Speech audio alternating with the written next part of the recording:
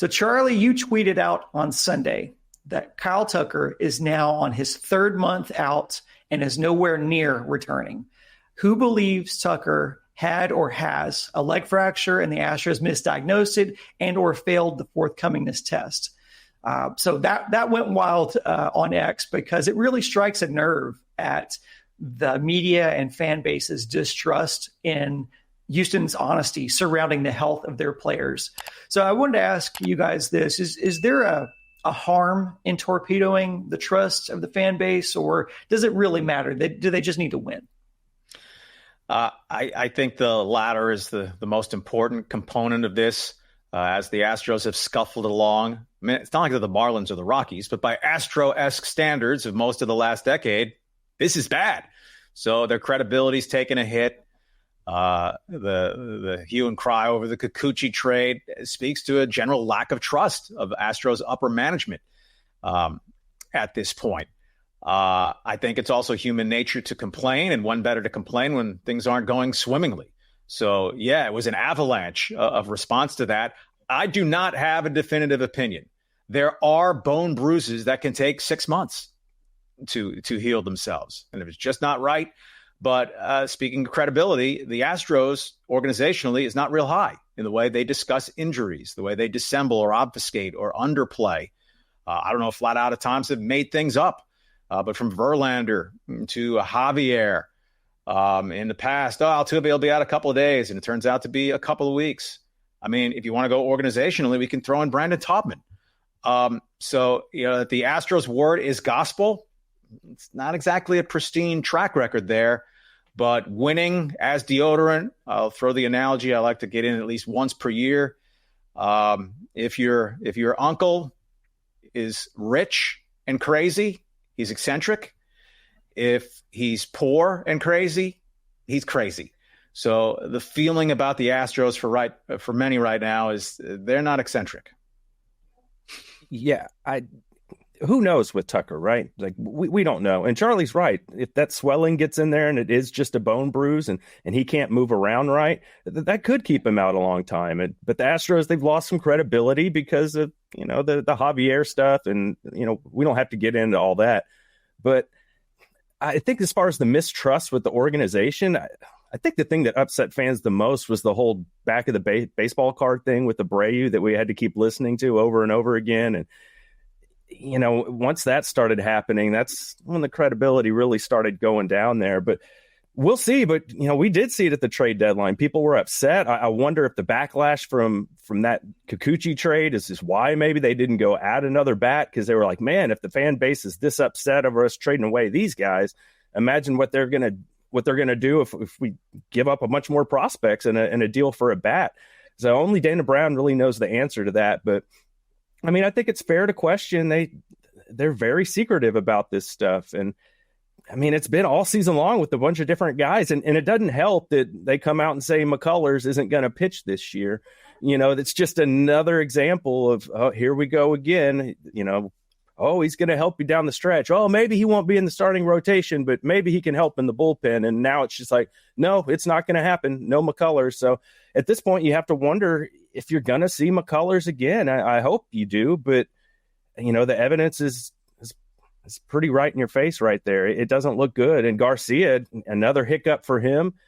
You may not getting that help that you were expecting to get here at the end of the season. And with Garcia, I don't view him the same way as McCullers, obviously. So you got to think his future is pretty bright, and they want to be smart with him because he could be a good starting option for you that doesn't cost you a lot of money for the next several years. The front office, in my opinion, shouldn't be concerned about the fan reaction if they feel like there's a move to be made. So if Dana Brown is not making a move because he's fearful of the pitchforks, well, that speaks more. I'm more concerned with that than them, making what I would call a questionable trade.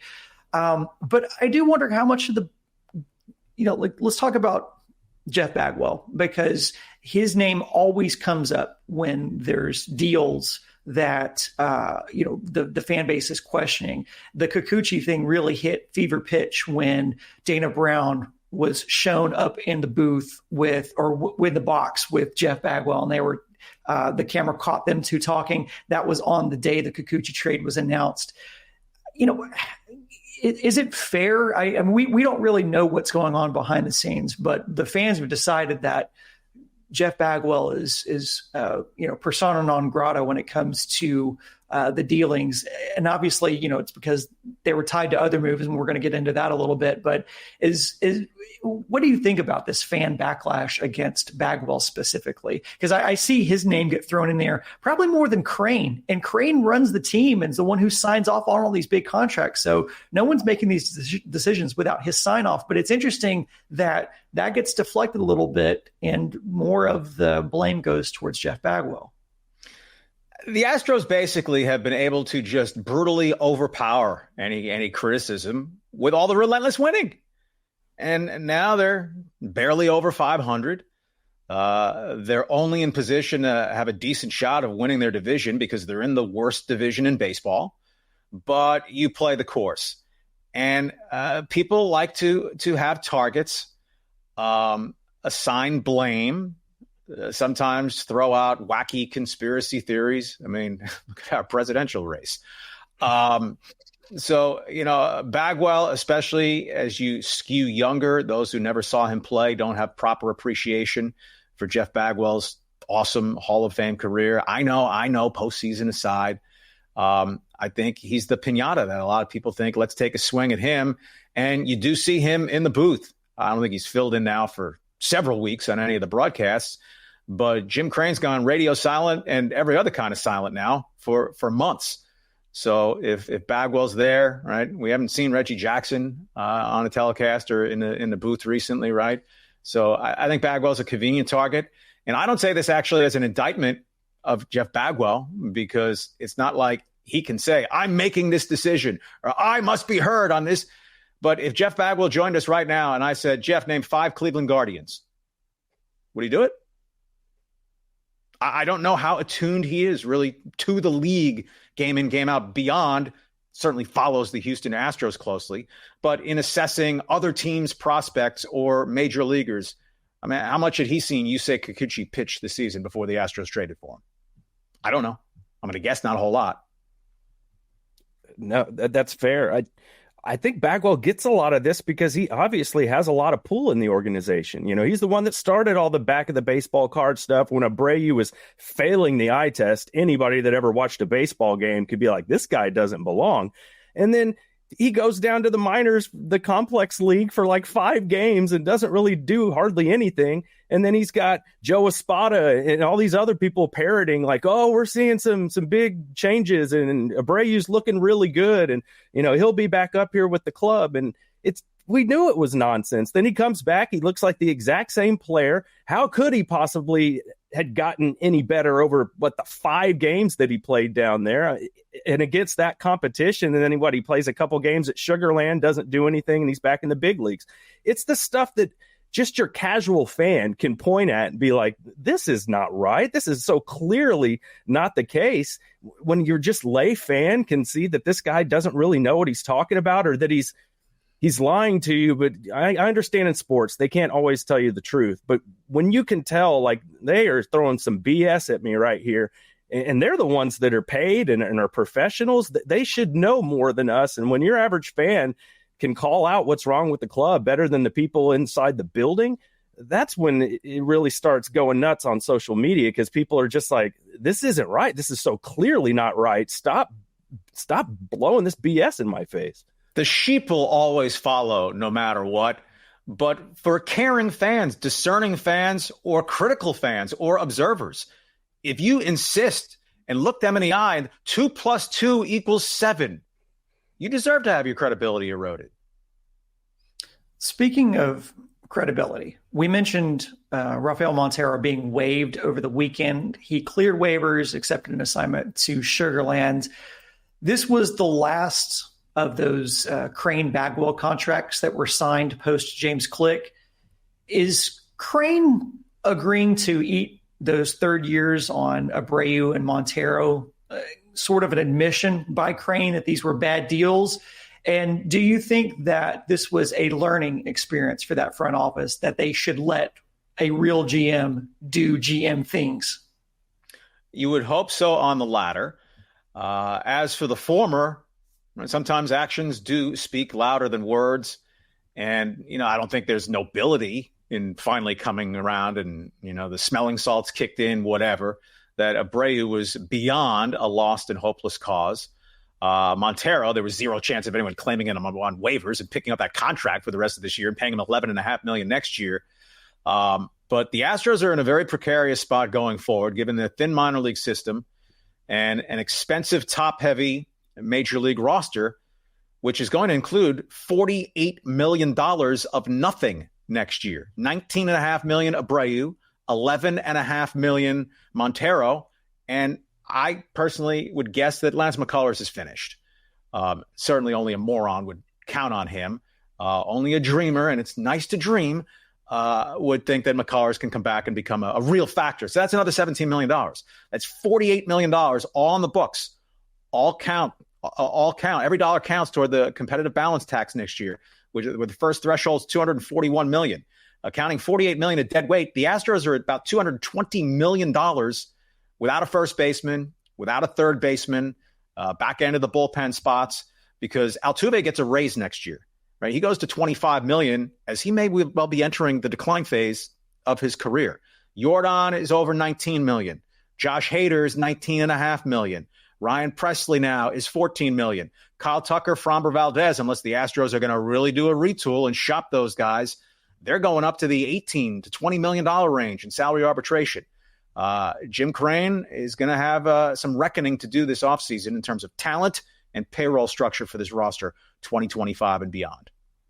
Yeah, I think with Montero, it's just to the point where they can only use him in mop-up duty, and it was just a numbers game. Like, we got to get somebody in here that we can actually put in the game, and we have any kind of confidence that he can get somebody out. That was the problem with Montero also, is even when he was pitching well, it was between the ears often with him, where in really big leverage moments, he wouldn't come through, or he just right down middle with the fastball. So it's not just the ability, because the stuff was good, mid 90s and, some good breaking stuff, but it's just when you needed him to come through, you never felt good about putting him in a game. And it got to the point where Espada's like, I only use this guy when the game's pretty much out of hand. So I think they had to move on from him. You can't just have somebody that you can't ever trust or ever use. So I think definitely I think Crane is looking around a little bit and seeing like, yeah, maybe our great baseball men and Reggie Jackson talked about how they scoffed at the Blake Snell deal.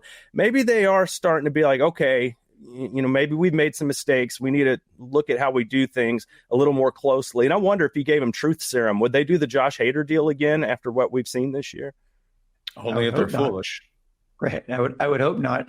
And also the not signing Lorenzen. You had Jordan Montgomery out there that they didn't sign. And granted, I know Montgomery hasn't had the best season, but Lorenzen could have been a value deal for you, and you really need to help. And we don't know how much of Dana Brown saying that they were satisfied with who they had. Obviously, they couldn't have foreseen the avalanche of injuries, but we don't know how much of Dana Brown saying that they were satisfied with who they have was him actually believing that, and how much was actually cover fire for his inability to do things because of being given a budgetary being given a budget and having budgetary constraints. Charlie, you mentioned $48 million of dead money going into 2025. There is no hard cap. If Dana Brown gets handcuffed by that dead money, will fans blame that on Brown, or are they going to assign that to Crane? There'll be an unhealthy mix there when you're the general manager and you're the front man facing the media, the conduit to the fans every day. But those who can at least be realistic and discerning that obviously it's not all on Dana Brown if you're given, nickels and dimes to work with and go upgrade our roster by dollars worth of talent. It's a challenging spot, and why the down phase of this era is upon us. Doesn't mean they need to sink to the depths of 2011, 2012, 2013 again. And as discussed here previously, right, unless the Mariners really fortify their offense, and they have some real talented offensive players in their pipeline, but more in the lower minors, unless they're rapid risers, shouldn't be factors next year, maybe come 2026, there isn't a franchise within this division that you're feeling we're going to be lapped in no time. Whereas if the Astros were in the National League West with the Dodgers, the National League East with the Phillies and the Braves, the Yankees, the Orioles, and the American League East. But remember, the Astros are carrying the third highest payroll in Major League Baseball this year. So it's not that they've been skinflinty, but if you're going to do a reset and you're going to shed some payroll, how far are they going to go? And shopping Tucker and Fromber would be exhibits A and B on that this offseason. And Kyle Tucker, with all the shin stuff, geez, I mean, he's got what, $200 million plus riding on recovery and performance. Doesn't have to be this season for him. He has all next year to ramp back up ahead of free agency. But geez, if he doesn't make it back this season, it doesn't exactly pump up his trade value. Yeah, and then more money on the books for next year. You know, Ryan Presley hit his option vested for next season, so he's going to be on the books, and he's been pretty good for you, especially lately. But you can expect him to be back. You know, unless he finishes the season injured or something like that, he'll be back with the club next year. So that's more money that they're not going to have to spend. But it seems like that's where Crane likes to spend his money, is in the bullpen on pitching. So it'll be interesting. Verlander's probably not back next year. You wonder how this rotation is going to look. Hunter Brown, can he keep being as good as he's been?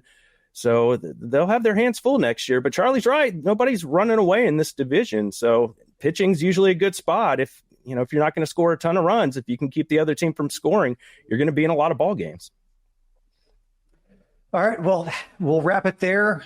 Thanks for listening. That's going to be it for this episode of Stone Cultures. If you listen on podcast and you enjoy the show, please be sure to give us a 5-star rating. Charlie, Josh, and I will catch you next week. But you don't have to wait that long to get your Houston Sports Fix, because all you have to do is subscribe to Sports Map Houston and Sports Map Texans on YouTube, and we'll have more content for you during the week, including a live post-game reaction to the first official preseason Texans game against the Steelers. Thanks for listening. Until next time, go Stros.